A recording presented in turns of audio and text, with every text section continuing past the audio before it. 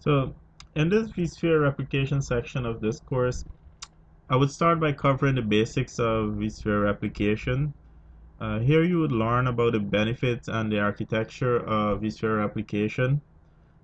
You should also learn about the deployment and configuration of the vSphere Replication Appliance, as well as the setting up of a DR site to act as a vSphere replication target.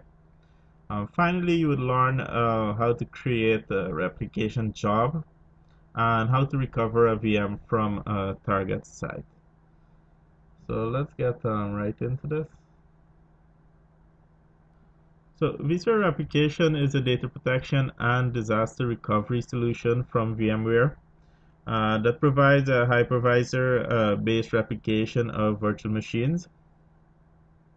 It is fully integrated with our vCenter server, and it is provided with the essential plus license kit and above of vSphere.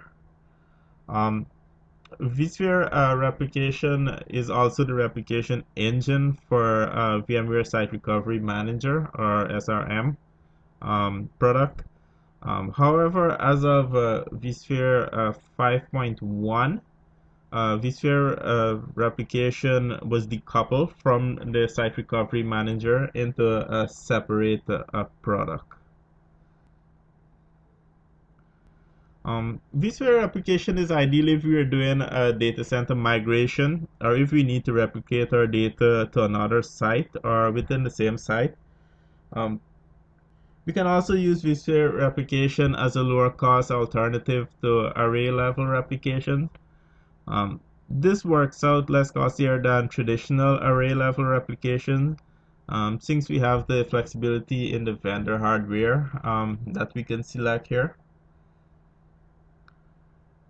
Let's get into the benefits of vSphere replication. The deployment of vSphere replication is quite simple. It is deployed using an OVF file. Adding a disaster recovery site is also cost effective and simple. All we need to do is deploy a vCenter server at the DR site and add a vSphere replication management server there. This can also be simplified further by replicating to the VMware vCloud Air DR site. As with vSphere data protection, vSphere replication replicates only changes from the source to a target site to reduce network bandwidth utilization too. Okay. We can also set per VM recovery points or RPO recovery points objective, which can be set from 50 minutes to 24 hours. Once we get into the demonstration on setting up our replication jobs and recovering our VMs, we'll take back a look at RPOs. Another benefit too of vSphere replication is it replicates any VM regardless of the guest OS or the application that is running. So apart from replicating any VM types, we can also replicate to any storage infrastructure. So be it vSAN or some other shared storage or even local storage, we can replicate to. So the architecture of this, for us to deploy vSphere replication, we will need a vCenter server. Okay, so this could be either the Windows-based vCenter server or the Linux-based vCenter server appliance. vSphere application is deployed as a Linux-based appliance, similarly to the vSphere data protection appliance. So in this case, however, we can deploy a maximum of 10 vSphere replication appliance to one vCenter server.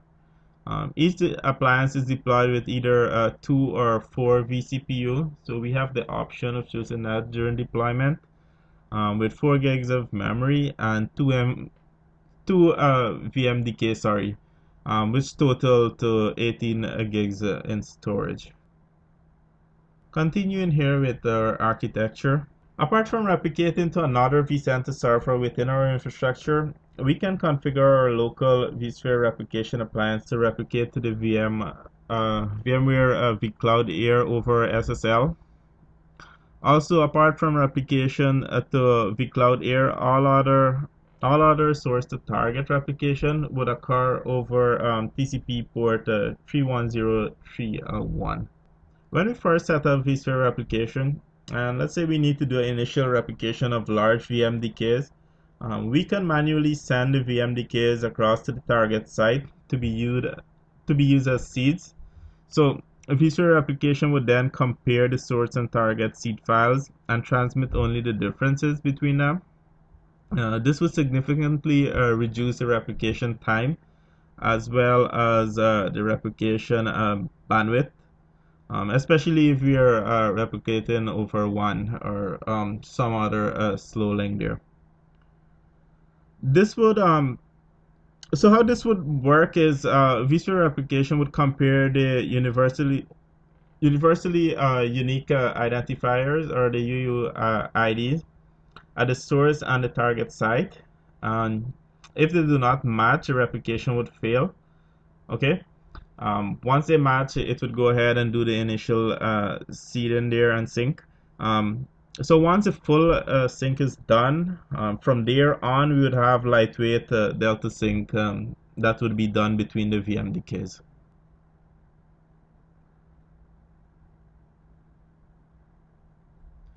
We can isolate our vSphere replication traffic to improve performance and security of our replication jobs. So the way this works is we need to dedicate a network on the source and the destination replication host. Specifically, we would need to create a VMkernel port for vSphere replication traffic at the host, and set up another that's at the source host, and then we'll need to set up another VMkernel port for vSphere replication NFC traffic at the destination host. Also, we would need to add additional vNIC on the vSphere replication appliance. So once this is deployed, we'll power this off, then add another vNIC to this appliance to segregate the management and the replication traffic. So after we finish that, we would finally we'll configure this in the replication appliance management interface.